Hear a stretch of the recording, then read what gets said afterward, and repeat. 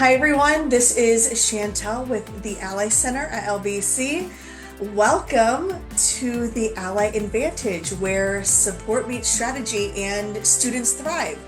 In our podcast, we focus on building confidence, clarity, and skills that you can use as an online student. Joining me today from our team are myself, Kristin, Dr. McClenton. Mariah, and Hannah. so glad you guys are here.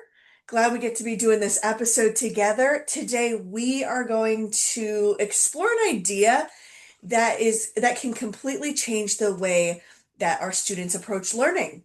And it's learning how you learn. Instead of focusing on only on what you need to study, or we're going to take a step back and really look at how your brain takes in information, how it processes the information, and how it remembers the information.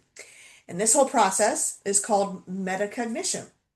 It just simply means thinking about your own thinking.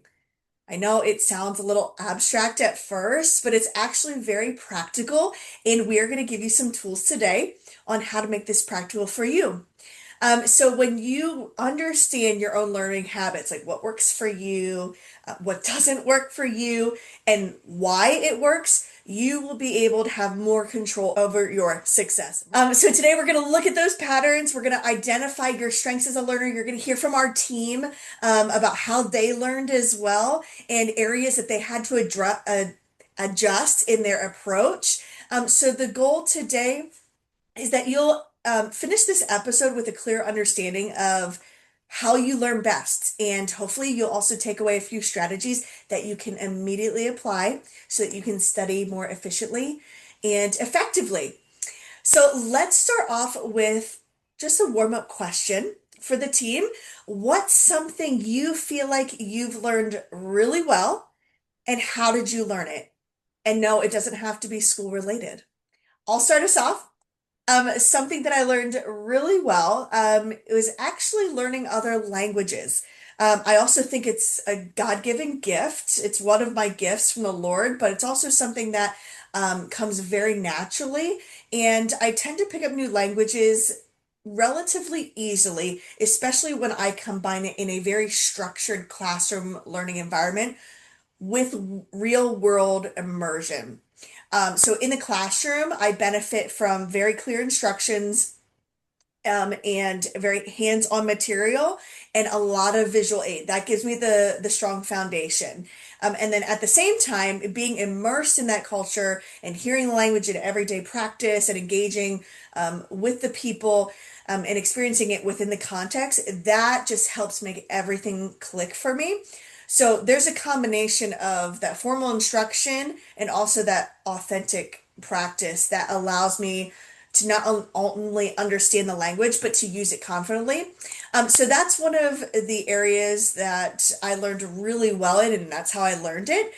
So Mariah, can you explain something that you learned really well? Absolutely. And I love what you just said about that combination of the instruction plus the real world application. Because my thing that I've learned really well is rock climbing. Mm. And I actually haven't been rock climbing for that long. I do know some people who have been climbing for quite a long time. I'm relatively new to the sport, and what helped me was, again, like you said, that combination of I got taught by some people who really knew their stuff, and they would demonstrate all of the moves. They would explain how Mm. each technique worked and the science behind it. But then it didn't really make sense until I actually went up on the rock climbing wall and I tried it out myself. And I felt, oh, so whenever I move my leg this way, instead of having it over here, even though initially it felt counterintuitive, whenever I actually put it into practice, it clicked. And I was like, oh, that makes Mm. sense. And so, just like you said, that combination of the instruction plus that practical experience definitely helpful. And one more thing that I'll add on is I think repetition, practicing Mm. moves over and over, and sometimes falling over and over on those same moves until the things that I was trying to build, whether it was strength, whether it was endurance, whether it was getting the hang of how a specific technique was supposed to be applied. But it was Mm. that practice makes permanent. That's a great point. Thanks for sharing. Yeah, Hannah, can I so ask? I'm not sure that I've necessarily learned this really well, but it has been a work in progress. I have committed to really learning how to cook over the last few years. It was Mhm. something that growing up intimidated me. I didn't really think that it was that important of a skill to acquire. I was very wrong. But I just realized, okay, I like to eat good food, and so I want to be able to make it for myself and Mhm. my loved ones. And so I have tried out different recipes and just learning different spices, different combinations, and figuring out what works and what doesn't. And I think really having to force myself to continually overcome my fear of failure because not every dish turns out great. Not everything is going to taste amazing, but it is a process of learning by doing. And I can read as much technique as I'd like. I can own a ton of cookbooks, but unless I'm actually applying the knowledge and figuring it out by trial and error, it's not going to happen. So Mm. that has been my experience with cooking. Yeah, that's really cool. Hannah, what is a recipe that you've made that you'd say, oh, this has turned out really well for me? Yes, I would say I don't know if anyone on the podcast has heard of Marry Me Chicken, Yeah. but Yes. yes, so good. It's like a creamy chicken with sun-dried Mhm. tomatoes and spinach and orzo. And I make the orzo with chicken bone broth, which like Yum. adds like a depth to the flavor, Yeah, and it is a crowd pleaser. that's awesome. All right, maybe you'll have to cook for the podcast team once then. There you go. Ew. That's awesome. Dr. McClenton, can you share what you learned really well? I know you've got plenty of experience to share with us. So what did you learn well and how did you learn it? Even as you guys have talked, a common thread that I'm hearing is learning by doing. So the fact of the matter is, I teach and I've taught for a long time, but I went to school to teach. I went to school to learn how to teach, just like I went to school to learn how to be a better writer. There were some natural gifts. I got a God-given ability to communicate on paper, I feel. And I also feel like I had a God-given ability to explain things to people. Like at the little girl growing up, I was always the teacher. I was always in that lead role of, instructing, yes, I'm the teacher. But the truth is, and I think I've mentioned this before, the best way that I've honed those skills is by actually doing it. Mm, So with teaching, whether it's writing or anything else, the fact that I get to do it and share it over and over and over again, that has mm. fine-tuned that craft, and so it's just that recognition, whether it's teaching or writing, the repetition of doing it over and over and over and over and over again, it's the thing that just solidifies those skills. Yeah, awesome. Thank you for sharing. And Kristen, explain to us what you've learned really well. I'm going to just assume that it's something by doing as well. Yes, I was going to make that comment that that's the common theme I'm noticing in everyone's responses, and mine is That's goes right. awesome. Yeah. But I don't know, nerd alert, right? But you were looking, I don't know if you knew this, at the sixth grade school spelling bee champion. Okay. I have the Ooh. plaque to prove it. But and my husband, if he can hear me right now, he's rolling his eyes. But Yeah. um, spelling, I'm just a good speller, and it almost is like Mm, a God-given gift, I think. But mm, I attribute that learning that as well as I have to two things. One's phonics, which kindergarten you learn the sounds and combinations and whatnot. And then the second aspect of that is just being an avid reader my whole life, interacting with text, seeing how words are spelled. How they were, seeing the words, seeing how they were spelled, seeing how they were being used in sentences. mm. And like you all have been saying, right? I learned by interacting and then doing, right? So when I would read, I would then write and incorporate some of those words. And I Mhm. think all of that combined just kind of helped um, set that, well, it set the foundation for me to be a champion, right? In sixth grade. But it really, just has kind of helped me throughout my life with everything Yeah. education related. Yeah, that's awesome. And I'm glad you mentioned being an avid reader at such a young age. I think To our listeners, if you have children or grandchildren, it's just it's crucial for those children to be reading, learning to read, or even just sitting down and reading to the children at such a young age is going to help them in their elementary and high school years and far beyond that. So I'm glad you mentioned that point as well. All right, let's transition. We're going to go back to high school. Not always a fun topic.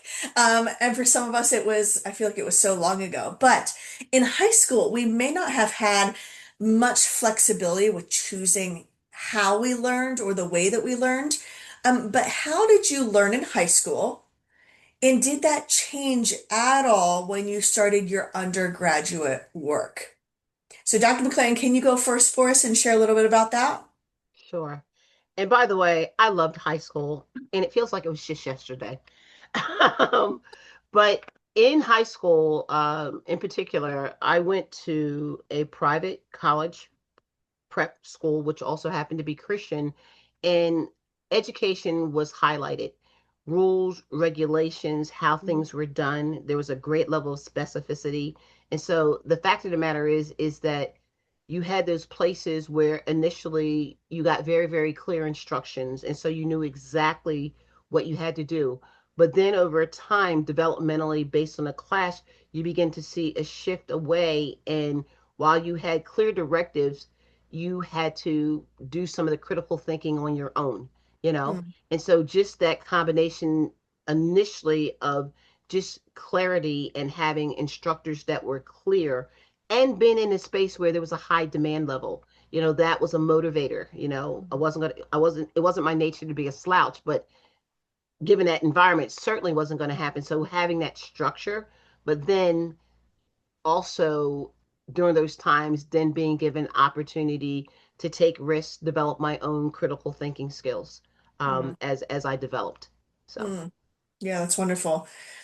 Kristen, feel free to share how did you learn in high school, and then did that change as you went into your undergrad work? Yeah, I have always learned best as far back as I can remember, when I see something on paper, and then I'm able to take it and put it into practice doing again, Mm, theme here, whatever that skill is. And like I'm a horrible auditory learner. It will literally go in one ear and out the other if I am not able to visualize it mhm, on, mhm, in real life. mhm, Um, and it was kind of the same throughout undergrad and grad school. I did a short stint in my undergrad days as a nursing major. And so in our clinicals, I just remember we were studying the anatomy of the heart. And I mean, it was just, I don't know why it was so hard for me, but my mom, God bless her, she sat in my room and let me take a Sharpie marker and mhm. draw on her where her heart is, like all of the different, chambers Wow. and ventricles and all that, all the anatomy of the heart. And once I had done that, I had it. So it's, I think, like just, you know, visually and then again, doing is so Hmm. important. Hmm. Yeah, that's very true. Mariah, you have got a little bit of different background in high school. Please share about that. I'd be delighted to. So, as Chantelle alluded to, I was homeschooled. And so, whenever I was actually not just in high school, but my entire schooling experience, K Mm, through 12, was very hands on and essentially one on one. So, my mom homeschooled myself and my two younger brothers. And so, she was able to dedicate large resources of time and energy to making sure that if we were not learning, she had the ability to very quickly change things so that we could learn. And so that was very beneficial for me. And I developed a love for being able to be eye to eye with the person who was teaching me. And so whenever I did move to college, I love to sit in the front of the classroom to be able to look my mm, professors in the eye and to really hear directly from them. Interestingly, as I was sort of reflecting on this question, I was also thinking about my summer camp experiences and specifically memory verses. Whenever we would learn memory verses, mm, I learned there that I personally learned verses best, not just from reading them over and over again. And frankly, if I read them over and over again or just heard them over and over again, it would make essentially no impact on me. For mm, me, I had to combination of write them out over and over again. And I would usually sort of write out a section and then I would turn around and I would say, okay, I'm going to say the section out loud. And then I would say it over a couple of times. And then I would do the next section. And then I would do the two sections together. And I would just sort of repeat that process. And so for me, the combination of writing and then speaking is something else that did transition well into my undergraduate work. I would study for tests and I would have pages of me just rewriting my notes over and over again. I would be walking around campus saying my notes out loud. Again, nerd alert, here she comes, the person doing the weird memorization practices. But it helped really cement the information into really my soul so that I could learn that all really well. And I think, and Dr. McClenton was even talking about like in teaching, how whenever you're teaching and you practice and you get better at something, I found for me, and this also carried over even beyond this into what I'm doing today, that whenever I was in my undergraduate work and I was leading study groups and I would help to teach material to other students. And so I'd be like writing stuff on the whiteboard and again, verbalizing things out loud. That was whenever the material really started to stick, is whenever I was taking material and I had to know it well enough to be able to teach others. That was another sort of switch that went off for me. Yeah, being able to teach others is incredibly important. So for me in my high school days, um, learning was mostly shaped by just traditional methods, meaning there was these high expectations, not a lot of flexibility in the way that we could approach learning. We were never taught that. It was more of you get into your classroom, you sit down, you listen to lectures, you take notes, whatever that looks like. You study for your tests, you have, this many classes a day, you come back the next day. That's really what it was focused on. So yeah, I was good at following directions and just completing the assignments as they were given to me, but I didn't think deeply about any of the learning strategies or what my learning preference was throughout high school. It was after that, it was my freshman year of my undergrad when I really struggled because I felt like my high school, it was a small Christian school. I just feel like it didn't prepare me at all for what I was getting myself into. So freshman year of my undergrad, that's when I had to develop my own approach and seek a lot of mentorship and guidance and figure out, wow, it was all lecture based, in this classroom in high school, but here, in this major, there's a lot of group work. I was like, what is this?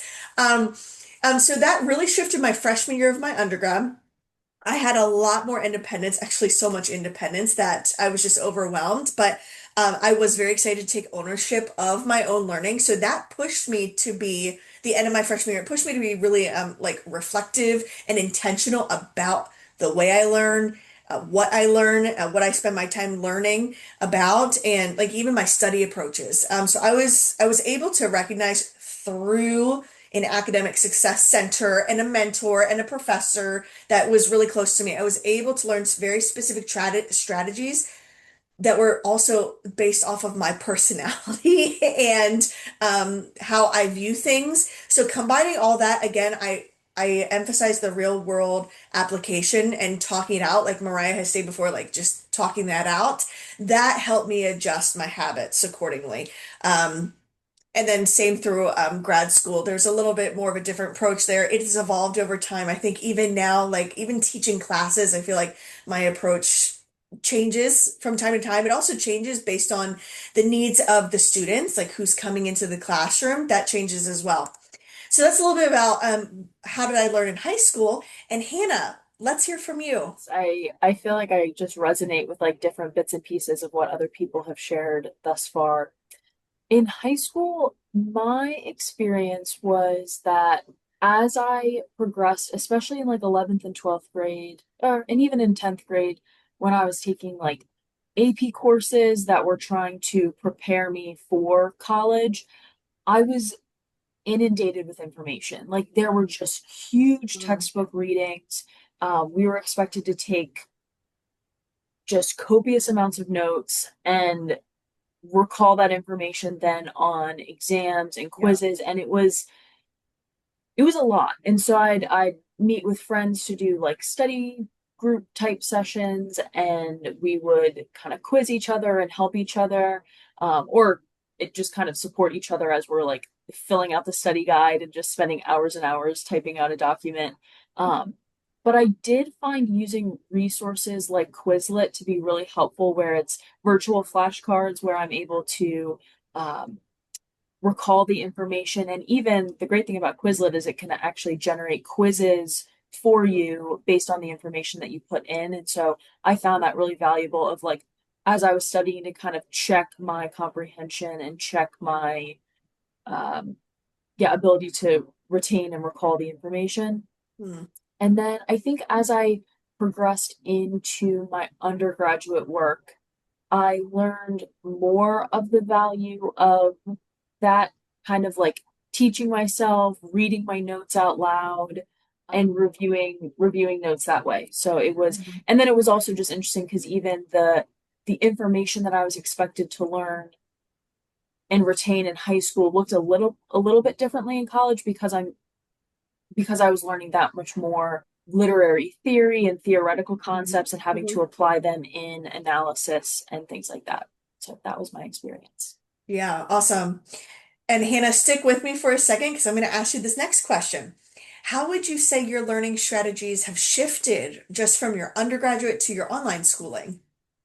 Yes. So I did most of my undergraduate work in person, but my last semester was during COVID-19. And so I ended up doing my last semester online. And so in that shift, I think one of the biggest things that changed was just the level of time management and discipline that was required, because it was no longer, oh, I have a certain class at a certain time and I'm going to see my peers and see my professor face to face. It's, okay, this assignment is due. I have so much time to complete it and I need to get it done. And so I need to really strategically figure out how to break this down into manageable steps, which was that much more relevant because I was also working on my senior capstone paper. And so I was doing a ton of research and writing and drafting and revising. And thankfully I had a few really good friends in my cohort that we were able to support each other and have Zoom calls and give each other feedback. I really can't imagine what it would have looked like if I hadn't had that support system. But I think time management was one of the biggest pieces that contributed to my academic success. So that was big because unfortunately, confession, I just kind of tended to, and I still struggle at times with procrastination because like I can just wait till the last minute. And so Yeah, we all do.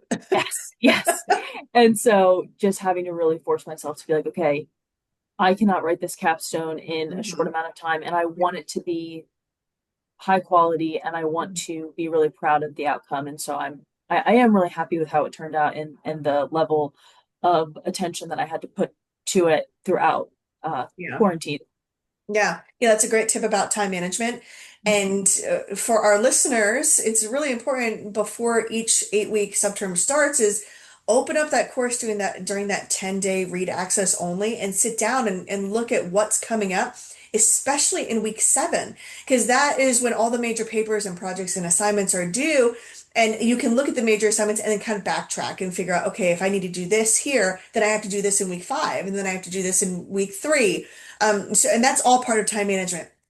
So if you're listening, you're saying, okay, I need support like right away, please reach out to the Ally Center and meet one of these wonderful ladies, and they will schedule a session with you. So thank you for joining us for part 1 of Learning How You Learn here on the Ally Advantage.